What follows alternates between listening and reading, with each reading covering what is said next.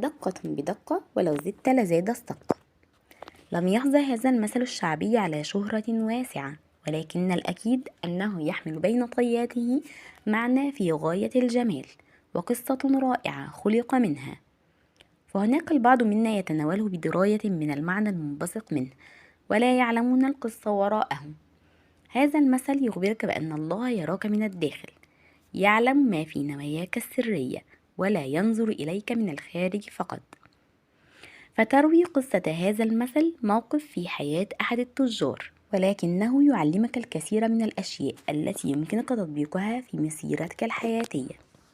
تبدأ قصة هذا المثل في العصور القديمة، حيث كان هناك رجل يعمل بالتجارة في بيع وشراء الذهب، وصاحب صيت كبير وله شهرة واسعة، ولكنه لديه خصلة ذميمة، وهي أنه لا تدخل امرأة إلى الدكان الخاص به إلا وقام بمغازلتها بكلام معسول، ولكن سرعان ما كان يذهبن من عنده ولا يعدن مرة أخرى. كان التاجر دائما يرى أن ما يقوم به شيئا طبيعيا لا يوجد به حرج، فهو يقدر زبائنه ويمتدحهن ليس إلا، ونسى جميع القواعد ولغى حريات الجميع فقط تحت هذا المبدأ. وتغافل عن إحدى أهم دروس الحياة، وهي أن كل شيء كأس وداير. وفي صباح يوم من إحدى الأيام، وبينما كان يمارس عمله اليومي، ذهبت إليه امرأة في غاية الجمال لتشتري بعض الأساور الذهبية. وعندما قامت باختيار ما تريد وأثناء تجربتها لها، تدخل التاجر مستغلا هذه الفرصة، وقام بإمساك يدها بأسلوب غير لائق. لم تتقبل المرأة ما حدث، فما كان منها إلا أن قامت فزعة وتركت الأساور وغادرت المحل وهي في حالة كبيرة من الغضب.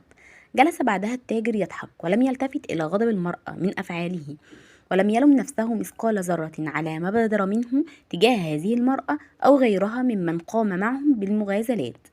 بعد انتهاء اليوم عاد التاجر إلى بيته، فوجد زوجته منهارة من البكاء، فسألها عن السبب وراء كل هذا الحزن، فأجابته أنها اعتادت كل يوم أن يأتيها الساقي لملء الجرار بالماء، وفي كل يوم يأخذ منها الجرار بمنتهى الأدب وبدون أي مضايقة، ويرجعها مرة أخرى، إلا اليوم.